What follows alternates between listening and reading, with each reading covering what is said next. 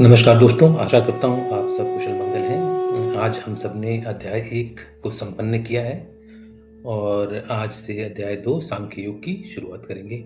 तो मित्रों, मैं मनीष स्पिरिचुअल चैनल सीए में आपका स्वागत करता हूँ। तो हम दूसरे अध्याय सांख्य योग या ज्ञान के योग में उतरेंगे। हम इसकी प्रमुख शिक्षाओं की रूपरेखा तैयार करेंगे। इन पाठों को अपने रोजमर्रा के जिंदगी में, जीवन में लागू करने के व्यवहारिक तरीकों को पेश करेंगे। तो निष्कर्ष देखेंगे और आज के परिदृश्य में इसकी महत्व क्या है ये देखेंगे। तो भागवत गीता का अध्याय 2 भारतीय महाकाव्य महाभारत के भीतर एक पवित्र 72 श्लोक वाला अध्याय है। 72 श्लोकास। तो इस अध्याय में हम सबसे सुंदर से सुंदर श्लोकों का वर्णन देखेंगे।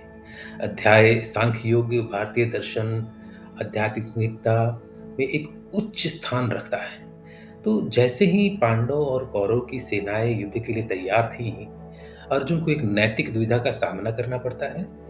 जो एक योद्धा के रूप में अपने कर्तव्य और अपने पारिवारिक बंधनों के बीच में उलझा हुआ था। तो एक तरफ कर्म था और दूसरा तरफ परिवार था। तो इस श्लोक में हम ये क्या जानने की कोशिश करेंगे। तो हालांकि इस श्लोक में ऐसा कुछ नहीं है। पहला श्लोक है तो इंट्रोडक्शन है। बस इस श्लोक से कृष्ण जी और अर्जुन संवाद शुरू होगा। परंतु हम यहाँ भी कुछ खोजते हैं। तो कल्पना करते हैं कि श्री कृष्ण जी एक शिक्षक हैं और अर्जुन एक छात्र है। तो गीता के 700 श्लोक में अर्जुन तभी सफल हैं जब वो श्री कृष्ण जी द्वारा दिए गए ज्ञान का व्यवहारिक उपयोग करेंगे। तो एक शिक्षक की तरह श्री कृष्ण जी जीतेंगे और एक छात्र की तरह अर्जुन जो मन से अभी तक हारे हुए हैं वो भी जीतेंगे।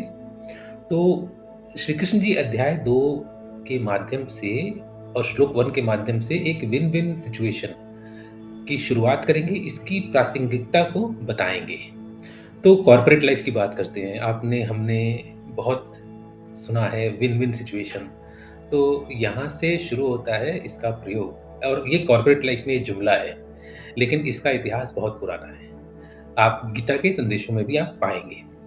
तो इसका मतलब ये भी है कि वास्तव में विन विन सिचुएशन तभी होगा जब धर्म और सत्य के मार्ग पर हम चलेंगे। तभी आप पाएंगे कि कॉर्पोरेट लाइफ में या व्यवहारिक लाइफ में वास्तविक विन विन सिचुएशन बहुत ही कम होता है। सब एक दूसरे को मार काट मचाने और आगे बढ़ने की कोशिश करते हैं। ज्यादा लोग अधर्म के मार्ग को चुनते हैं जो कि आसान होता है, फायदेमंद होता है और लोभ से भरा होता है। तो मेरे हिसाब से win win situation corporate life में 1-2% से ज्यादा नहीं होता है। बाकी आप बताएं, आप कमेंट लिखिए कि आपका क्या अनुभव है। तो चलते हैं श्लोक 1 पर। संजय वाच तं तथा कृपया अविष्टम् अश्रुपूर्ण आकुल ईक्षणम् विषीदन्तम् इदं वाक्यम् उवाच मधुसूदन। तो संजय ने कहा कि करुणा से अभिभूत, मन से शोकाकुल और अश्रु से भरे नेत्रों वाले अर्जुन को देखकर शिक्षक श्री कृष्ण जी ने निम्न वर्ण कहे। तो यहां से शुरुआत है, ऐसा मैंने बोला। तो संजय धृतराष्ट्र को सारी बातें बता रहे हैं, जबकि अर्जुन अभिभूत, व्यथित और आंसुओं से भरे हुए बैठे हैं। और अर्जुन से भी श्री कृष्ण जी बोले। अर्जुन एक भावनात्मक दौर से गुजर रहे थे, जिसे श्री कृष्ण जी के लिए देखना बहुत मुश्किल हो गया था। इसलिए वह आखिरकार अर्जुन के विचारों और संबंधों को बाधित कर देंगे। उन्हें उसी सिक्के का दूसरा पहलू दिखाएंगे, जिसमें वह अज्ञानता को छोड़कर एक अच्छा समाधान तथा धर्म पर के मार्ग पर, ज्ञान के मार्ग पर चलने शुरू करेंगे। तो अर्जुन भगवान को आज्ञा देते हैं कि मेरे रथ के दोनों सेनाओं के बीच में ले चलो। आपने पहले अध्याय में देखा, ये उनका साहस था, उत्साह था, वीरता थी। वही अर्जुन अब मोह माया से ग्रस्त होकर व्याकुल हो गए थे। खड़े होने की भी शक्ति नहीं थी।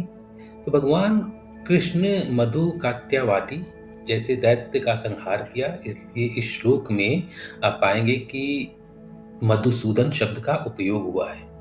अब श्री कृष्ण जी दुर्योधन आदि दुष्टों का नाश किए बिना कैसे रुकेंगे। तो भगवान मधुसूदन अथवा श्री कृष्ण जी अब आने वाले श्लोकों में अपने ज्ञान का अनावरण करेंगे।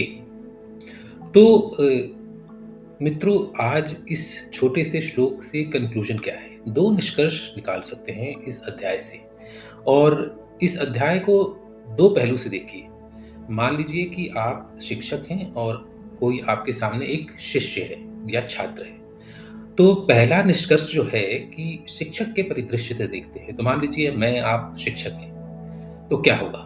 तो सामान्यतः यह माना जाता है कि यदि हमने किसी को कुछ सिखाया है और वे फिर भी आपके सिखाए हुए ज्ञान का सर्वोत्तम उपयोग नहीं करते हैं, तो यह उनका नुकसान है। यानी छात्र का नुकसान है, आपका नुकसान यानी शिक्षक का नुकसान नहीं है। लेकिन ऐसा होता नहीं है। नुकसान हमारा भी है, यानी अगर हम शिक्षक हैं तो हमारा भी नुकसान है। शायद हम एक अच्छे शिक्षक नहीं बन पाए। अगर हमारा शिष्य या छात्र जीवन में उचित बदलाव लाने में सक्षम है, परंतु व्यावहारिक कारणों से परेशान है, अपरिपक्व है, तो हम उसका मार्गदर्शन कराते हैं और आपने अपने आप को एक अच्छे शिक्षक के रूप में साबित करते हैं।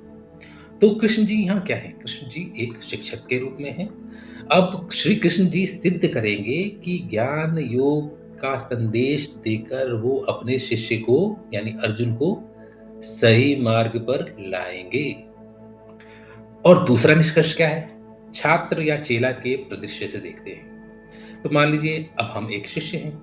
तो इसी तरह यदि हम एज ए शिष्य केवल कुछ करने के अकाल्पिक लक्ष्य के लिए सीखते हैं, यानी कि शॉर्ट टर्म के लिए, और उसके बाद उसको भूल जाते हैं, तो आपको सीखने की कोई आवश्यकता ही नहीं थी। यानी छात्र को सीखने की कोई आवश्यकता नहीं थी।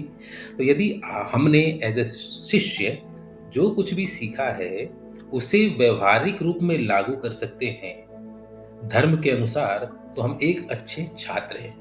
यानी आप देखेंगे कि समाज में कुछ लोग किताबी या थ्योरेटिकल स्टूडेंट होते हैं और कुछ स्टूडेंट्स जो होते हैं, छात्र जो होते हैं, वो बहुत ही व्यवहारिक या प्रैक्टिकल होते हैं। तो अगर हम छात्र हैं तो कोशिश करना है कि हम व्यवहारिक हो, ना कि किताबी।